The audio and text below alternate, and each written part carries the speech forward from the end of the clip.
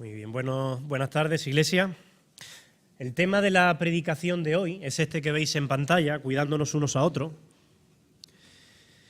Y es que una de las señales que indica la decadencia espiritual de una iglesia es cuando los miembros que la componen no se interesan los unos por los otros. Cuando los miembros podemos adquirir quizás una mentalidad de espectadores y nos convertimos en meros consumidores que nos congregamos con el único propósito de recibir una buena palabra de Dios, escuchar unas bonitas alabanzas, pasar un tiempo agradable, pero luego quizás volvemos a casa y esa es toda nuestra vida cristiana.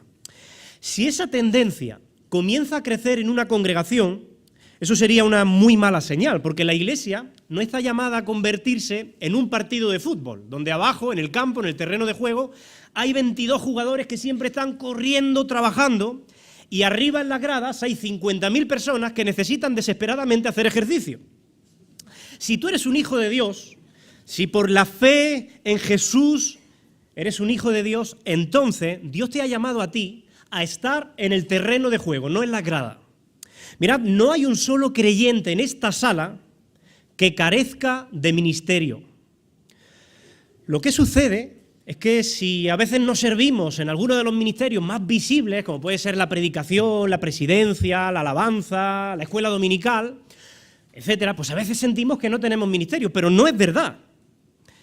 La voluntad de Dios para tu vida y para mi vida, como miembros de una iglesia local como esta, es que nos cuidemos y nos ministremos los unos a los otros. Y eso es muy claro. Mirad, solo en el Nuevo Testamento aparece más de 50 veces ese mandamiento recíproco de unos a otros. Cuidaos unos a otros, hospedaos unos a otros, perdonaos unos a otros, consolaos unos a otros, confesad vuestras ofensas unos con otros, exhortaos unos a otros, amonestaos unos a otros, llorad unos con otros. Y si estas cosas no están sucediendo en una congregación, es una muy mala señal. Mirad, con el paso del tiempo, creo que no me equivoco si digo, que los cristianos en Occidente hemos ido perdiendo ese sentido de responsabilidad comunitaria. Y nos hemos ido volviendo progresivamente más individualistas, pequeñas islas aisladas del resto. Y hemos hecho nuestra aquella frase de Caín: ¿acaso soy yo guardián de mi hermano? Y la respuesta de Dios sigue siendo la misma. Por supuesto que sí. Evidentemente no se trata de entrometernos indebidamente en la vida de otros, porque nada nos da el derecho de invadir la intimidad de nadie sin su consentimiento. Pero sí tenemos la responsabilidad de intervenir fraternalmente en la vida de nuestros hermanos en la fe, por la sencilla razón de que Dios nos ha hecho a todos nosotros parte de un mismo cuerpo espiritual, que es la Iglesia, y parte de la misma familia de la fe. Quiero que os fijéis en lo que el apóstol Pablo escribe en Primera de Tesalonicenses, capítulo 5, versículo 14. Hoy la predicación va a versar, vamos a reflexionar únicamente acerca de este versículo. Y dice así el apóstol Pablo: también os rogamos, hermano, que amonestéis ¿a quiénes? A los ociosos. Que alentéis ¿a quiénes? A los de poco ánimo. Y que sostengáis ¿a quiénes? A los débiles. Y que seáis pacientes para con todo. Mirad, lo primero que me llama la atención de este versículo es que el apóstol Pablo, a pesar de ser un apóstol y tener una autoridad delegada por Dios, él no dice os mando, dice os ruego. Pablo no utiliza su autoridad apostólica en este caso para dar órdenes, sino para persuadir desde el amor, que es lo que debería hacer un buen líder. Es como si estuviera diciendo: os pido encarecidamente, iglesia, como un favor especial. Y es interesante a quién hace Pablo este ruego. Decídmelo vosotros. Os rogamos, ¿qué? Hermanos, en plural. Mirad, es muy importante tener en cuenta que estas palabras están dirigidas a la iglesia en general, a todos los hermanos, y no solamente a los líderes en particular. Y digo que es muy importante porque lo que el apóstol Pablo nos está pidiendo aquí a todos los creyentes es el cuidado pastoral de nuestros hermanos. Pablo no le está pidiendo a los pastores que cumplan funciones pastorales, eso es obvio, es evidente, eso está en el contrato. Pero Pablo está pidiendo aquí a los hermanos, en plural, que cumplan funciones pastorales. Y ese va a ser el primer énfasis de esta predicación. El cuidado de los hermanos es responsabilidad de todos nosotros, sin excepción. Mirad, es un error pensar que solamente los pastores o ancianos de una congregación son los que llevan a cabo funciones pastorales. Por supuesto, los pastores y ancianos llevan a cabo funciones pastorales, pero no son solos los que llevan esas funciones. ¿Se entiende eso, verdad?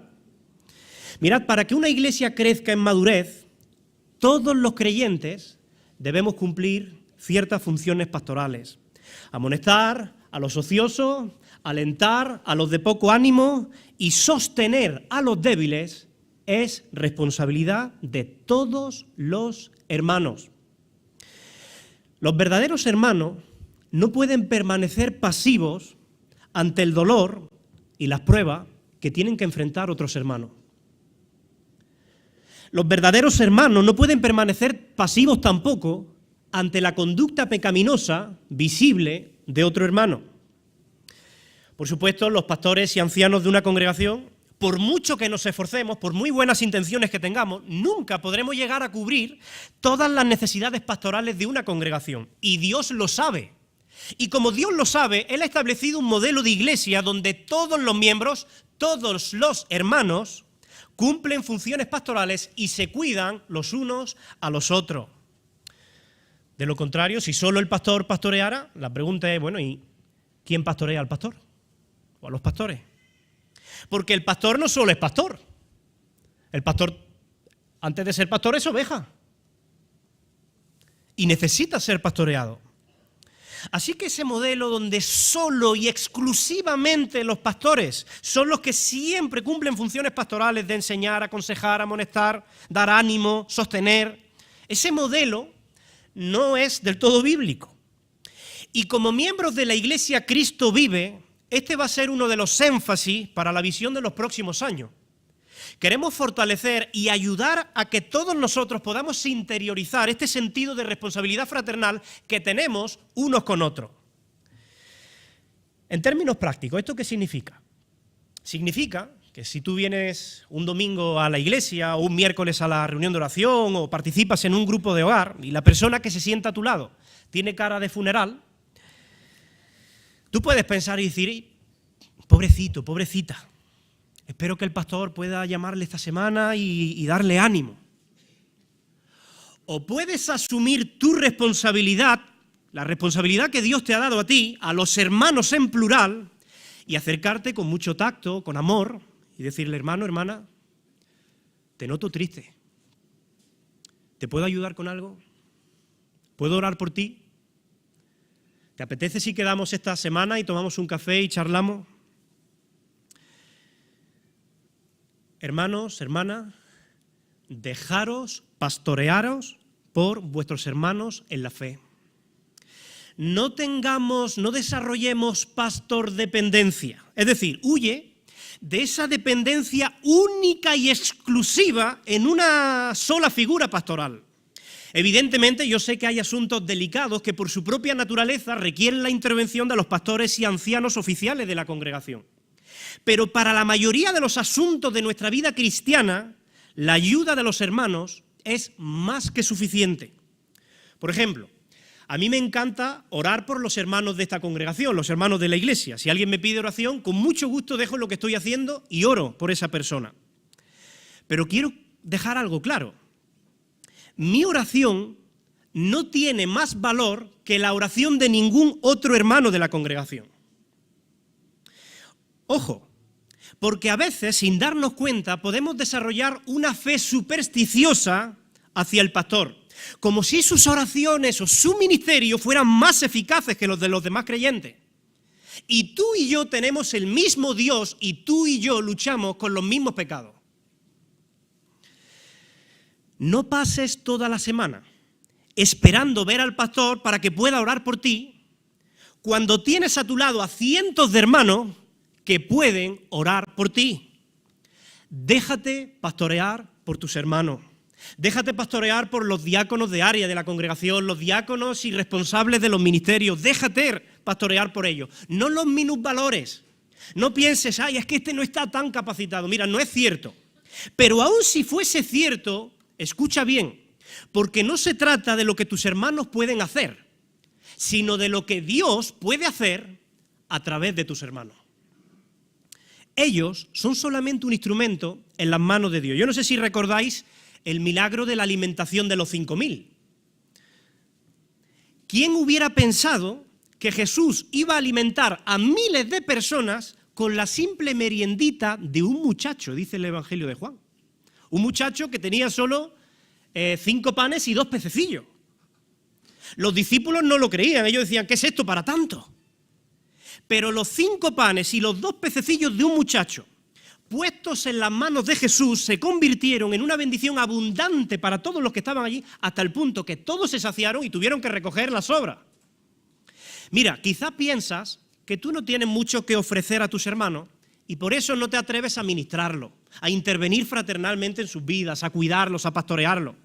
O quizás piensas que tus hermanos no tienen mucho que ofrecerte a ti y por eso no les permites ministrarte.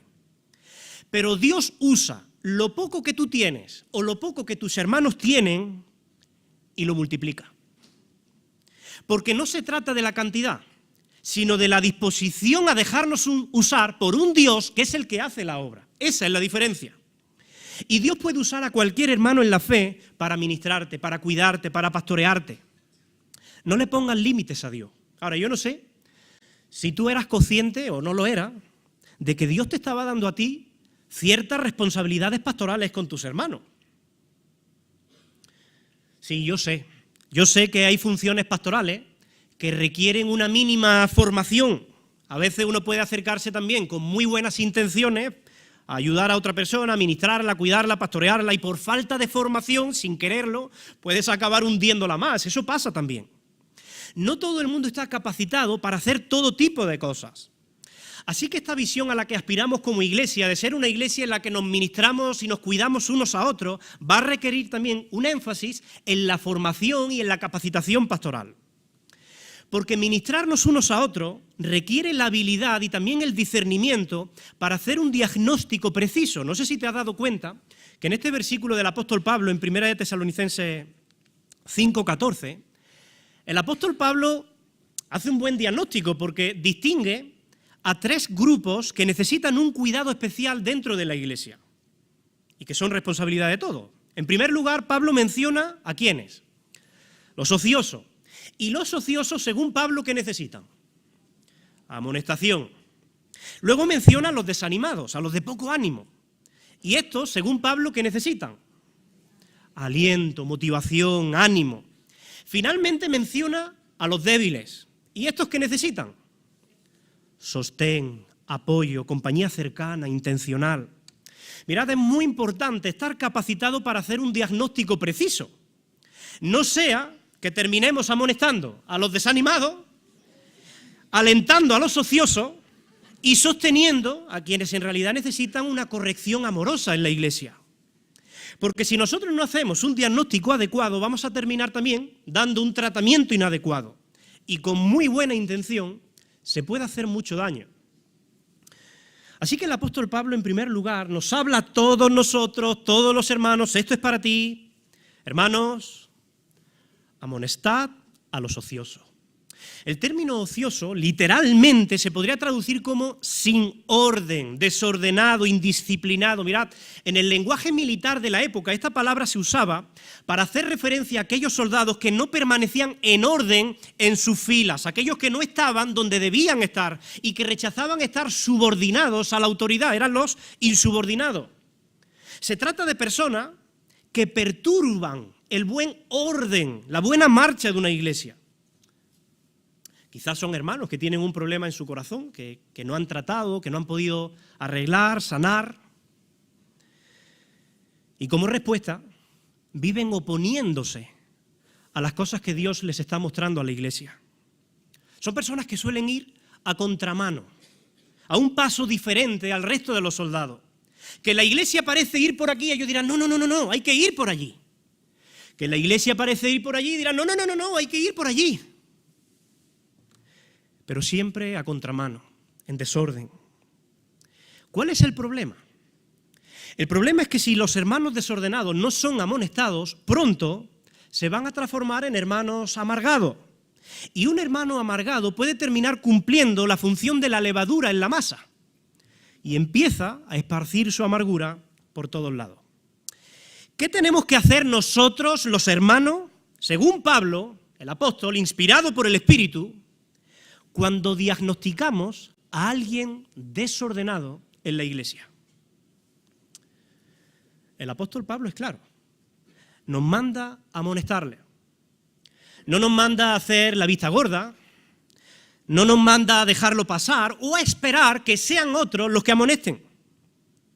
Amonestar significa advertir, corregir a alguien con el propósito de ayudarle a caminar en la verdad revelada de Dios.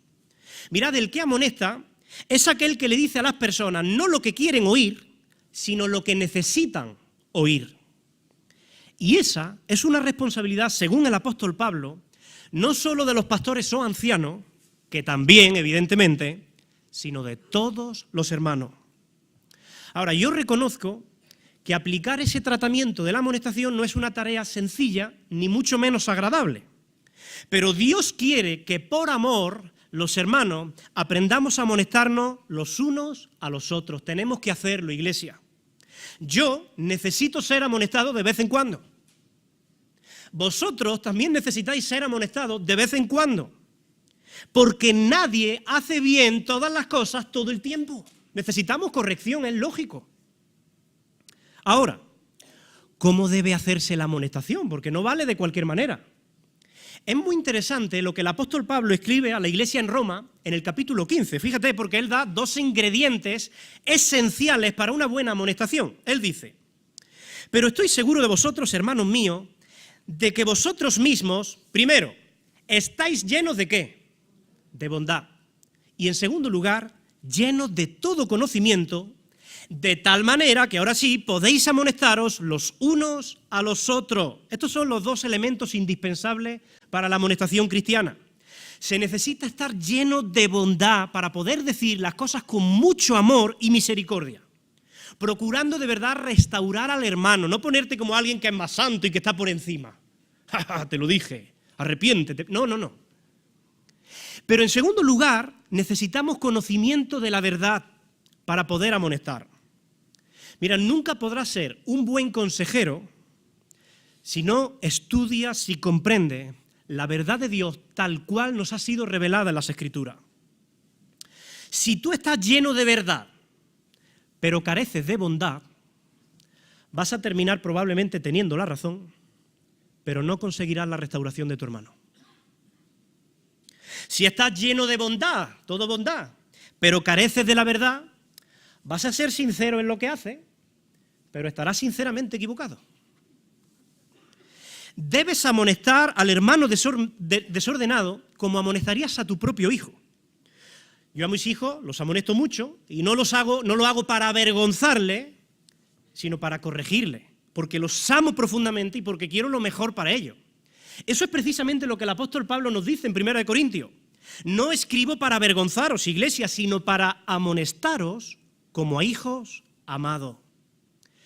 La principal motivación para amonestar a un hermano, o para dejarnos que nos amonesten, es poder presentar a ese hermano delante de Dios sin mancha y sin nada de lo que avergonzarse.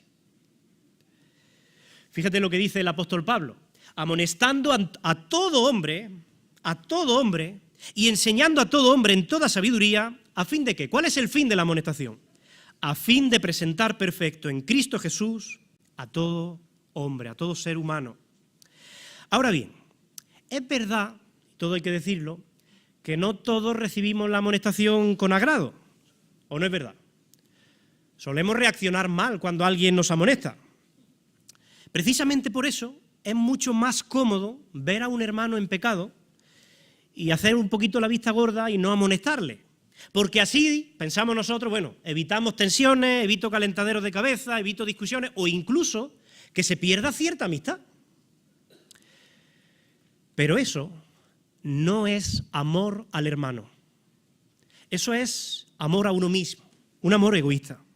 Porque solo estarías pensando en ti, en tu propia comodidad, en evitarte problemas a costa de que tu hermano siga en pecado. Mira, escucha bien esto, grábatelo en la mente. La persona que te exhorta el que te amonesta, el que te corrige, te ama más que el que te ve en un estado lejos de Dios y le es indiferente. Hay que amar mucho a una persona para decirle la verdad a riesgo de que no le guste. Y hay que amar muy poco a alguien para simplemente complacerla siempre y que esté muy bien contigo, aunque esté muy mal con Dios. Mira, un buen amigo espiritual no es el que te dice a todo que sí. Nunca te rodees de ese tipo de persona. Un buen amigo y hermano espiritual es aquel que está dispuesto a perder su amistad contigo si con ello vuelves a los brazos de Dios. Piensa que fue precisamente el inmenso amor que Jesús sentía por la humanidad lo que le llevó a confrontar a los hombres con su pecado, a sabiendas de que eso haría que muchos desearan su muerte y que acabara precisamente crucificado. Nadie te ama más que aquel que es capaz de sacrificar su propia comodidad para amonestarte en amor lleno de bondad según la palabra de Dios. Y es cierto que tú no lo ves así en ese momento, pero es así. Es como cuando yo llevo a mis hijos a ponerse alguna vacuna, ellos no quieren recibir el pinchazo porque eso les causa dolor, ellos lloran por eso. Y ellos no entienden que ese dolor es un dolor necesario para evitar un mal mayor. A ellos no les entra en la cabeza, son muy chiquititos, no les entra en la cabeza que papi y mami, que deberían amarles y protegerles, estén permitiendo que un desconocido les pinche y les haga daño. Y a mí me duele verlos llorar, pero sé qué es lo que debo hacer por el bien de ellos. Lo mismo ocurre con la amonestación. La pregunta es, ¿vamos a ser fieles a Jesucristo y a las almas que Él ha puesto bajo nuestra responsabilidad? ¿O preferiremos mantener nuestra comodidad? Y si por amar de esta manera te ganas el rechazo de alguien, ¿cuál es el problema? Fíjate lo que el apóstol Pablo se preguntaba en Gálatas 4. ¿Me he hecho pues vuestro enemigo? ¿Por qué? ¿Por deciros la verdad? Hermano, hermana, a veces, por amar más a tu hermano o a tu hermana, vas a ser amado menos. Pero ese es el precio de ser fiel a Jesús y Jesús va a recompensar ese sacrificio. Mira lo que el apóstol Pablo escribe en 2 de Corintios. Dice, yo con el mayor placer gastaré lo mío y aún yo mismo me gastaré del todo por amor a vuestras almas. Y atención a lo que dice. Aunque amándoos más, ¿sea qué? Amado menos. El apóstol Pablo sabe que cumplir con ciertas funciones pastorales en la iglesia, el precio de ello es que a veces seas amado menos. Pero él está dispuesto a correr ese riesgo por amor a Cristo y por amor a las almas de sus hermanos. ¿Cuándo fue la última vez que pudiste amonestar a un hermano, a una hermana, lleno de bondad, de ternura y de la verdad de Dios? Hermano, hermana, déjate amonestar por tus hermanos. Yo sé que es difícil, y sé que es difícil porque a mí me cuesta muchísimo. Me cuesta hasta cuando mi esposa me amonesta. Porque nuestro viejo hombre tiene el ego muy alto y de inmediato sacamos las uñas, nos ponemos a la defensiva y no queremos escuchar la reprensión. Pero piensa algo. Si la persona que te amonesta está equivocada, tampoco tienes nada que perder por escucharla. Estarás haciendo un ejercicio de humildad, de paciencia, de tolerancia, que es bueno. Incluso luego puedes ir a los ancianos y pastores de tu iglesia y preguntarle, oye, fulanito me ha amonestado por esto y yo no estoy de acuerdo. ¿Vosotros qué pensáis? ¿Hay algo de razón en eso? Pero si hay algo de verdad en la amonestación de tu hermano, entonces sí tienes mucho que ganar. Porque el fin de la amonestación es que llevemos vidas más santas y sin santidad nadie verá al Señor. Iglesia, la amonestación es un regalo de Dios para su iglesia. Yo sé que es un regalo que causa cierto dolor este tratamiento, pero el fin es la sanidad de nuestras almas, la reconciliación con Dios y con nuestros hermanos.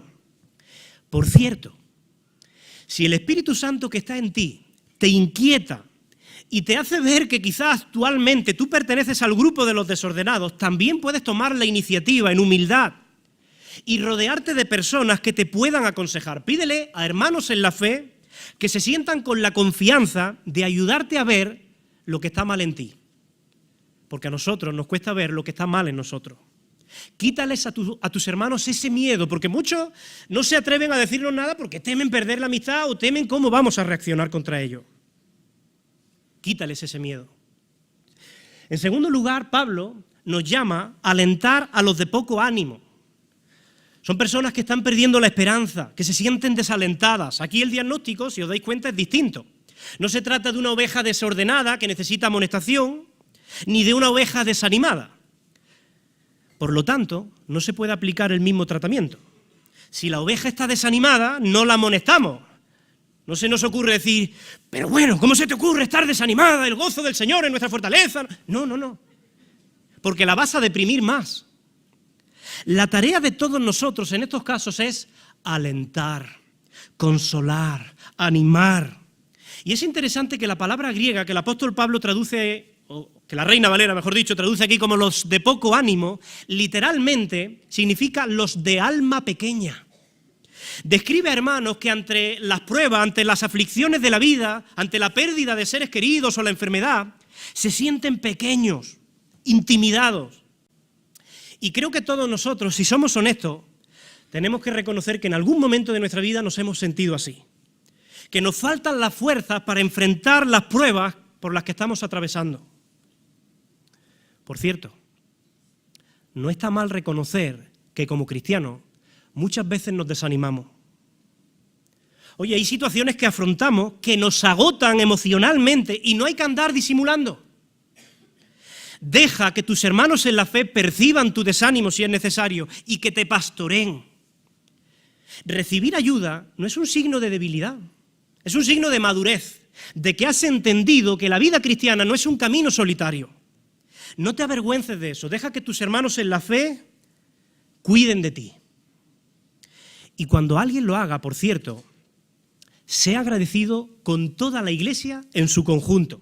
No solamente con la persona que lo ha hecho, porque a veces podemos ser insaciables. Por ejemplo, imagina que yo estoy ingresado en el hospital y estoy desanimado por mi enfermedad, ¿vale? Y en lo que dura mi ingreso me vienen a visitar 3 personas de la congregación. Esto hay 2 maneras de verlo. Yo podría decir, ¿será posible? De 400 hermanos que hay en la iglesia, solo 3 han venido a verme. Solo le importo a 3. Y fulanito ni siquiera me ha llamado. O yo puedo decir, gracias Señor por la iglesia que me has dado. Porque a pesar de haber tantas necesidades en tantas familias y tantos asuntos que atender, estos 3 hermanos han podido estar conmigo mientras el resto atendía los temas que también son importantes. Cuando esos 3 hermanos te visitan, ellos son una representación de la iglesia Cristo Vive. Es la iglesia la que te está atendiendo a través de esos 3 hermanos, porque somos un solo cuerpo espiritual indivisible, aunque no sean los 400 los que entren a la sala a la habitación del hospital. ¿Se entiende eso, verdad? Cuando una iglesia crece en número, también debe crecer nuestra perspectiva, porque no es lo mismo una iglesia de 30 miembros, donde prácticamente todos pueden estar implicados en los asuntos de todo, que una iglesia de 400. Una iglesia más grande, pues evidentemente el cuidado sigue existiendo, pero va a suceder de una manera representativa, organizada. Por eso quiero animarte a que valores, a que agradezcas cada muestra de amor, sabiendo que detrás de esos hermanos está el respaldo de toda la familia de la fe Cristo Vive. Mira, yo no sé si hoy al entrar a la iglesia, al saludar a los hermanos, has podido percibir a alguien que estuviese desanimado. Es tu responsabilidad abrazarlo, mimarlo, cuidarlo, orar por él. Déjate usar por Dios. Mira, os voy a contar un breve testimonio de algo que sucedió hace poquitas semanas aquí en esta congregación. Hace poco una hermana de la congregación sintió que la persona que estaba sentada a su lado, en ese culto, durante la predicación, estaba muy compungida y empezó a sentirse inquieta por eso. No se conocían de absolutamente nada, pero era evidente que esa persona que estaba a su lado estaba emocionalmente afectada. Otros podríamos haber hecho la vista gorda, pero esta hermana decidió asumir su responsabilidad. De alguna manera ella razonaba, bueno, si Dios está permitiendo que yo vea y que perciba esto, entonces ¿será que Dios quiere utilizarme a mí? Y esta hermana dio un paso muy arriesgado, porque no sé si yo me hubiera atrevido. Sin conocer a esta persona que estaba sentada a su lado durante la predicación, decidió agarrarle la mano y darle un apretón, como muestra de cariño. ¿Sabéis lo que sucedió? Esa persona comenzó a llorar. No necesitó ni una sola palabra. Un pequeño gesto de cariño fue suficiente para alentar a esa persona, y al finalizar el culto, esta persona le dijo que estaba recién llegada de Cuba, junto con su esposa, que estaba siendo un tiempo difícil, duro, solitario, y que ese apretón de manos había sido una respuesta, una confirmación del cuidado y del amor de Dios sobre sus vidas. De hecho, ellos vinieron ese domingo precisamente buscando una señal de parte de Dios. Aquello dio pie a que luego ambas familias pudieran quedar para comer juntas, conocerse mejor e iniciar así una amistad que ha sido sanadora. Déjate usar por Dios. No necesitas ser un gran teólogo para ello. La pregunta es, ¿eres sensible a las necesidades, a las pruebas, a las luchas que quizás están desanimando a tus hermanos en la fe? ¿Te interesas por conocer su estado de ánimo? El apóstol Pablo nos recuerda que si un miembro padece, todos los miembros se duelen con él. Como escribía Emmanuel hace poco en una nota, la Iglesia está llamada a convertirse en una comunidad terapéutica. Todos nosotros hemos sido llamados al ministerio de la consolación con nuestros hermanos, con los de poco ánimo. La Biblia enseña que esta es responsabilidad de todos nosotros, que es tu ministerio, mi ministerio. Por eso no existe el cristiano sin ministerio, no existe. Por eso, cuando vienes a la iglesia, no debes venir con la mentalidad de espectador, sino con la mentalidad de dar, de sumar, de consolar y poder orar antes de salir de casa. Señor, dame oportunidad en el día de hoy de ministrar a mis hermanos, a mis hermanas. ¿Cuándo fue la última vez que hiciste eso con un hermano? Yo sé que consolar a alguien, oye, requiere un ejercicio de interés genuino en esa persona. Y tendrás que invertir tiempo, y tendrás que invertir esfuerzo, y quizás hacer una visita, una oración, una llamada. Pero ese es tu llamado de parte de Dios. Por cierto, si tú ahora mismo perteneces a ese grupo de los desanimados y nadie lo ha notado, porque eso también puede pasar. Y en una iglesia grande puede pasar con más razón. También es un ejercicio de humildad que puedas acercarte a alguien y decidir compartir con esa persona tu carga.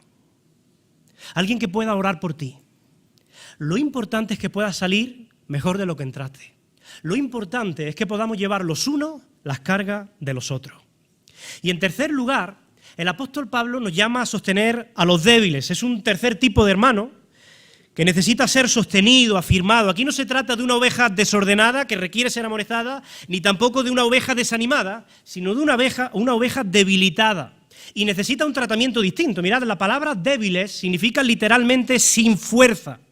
Son ovejas que carecen de fuerza para vencer las tentaciones, para soportar las pruebas de la vida. Quizás están pasando por un momento donde están espiritualmente desnutridas y necesitan un cuidado especial.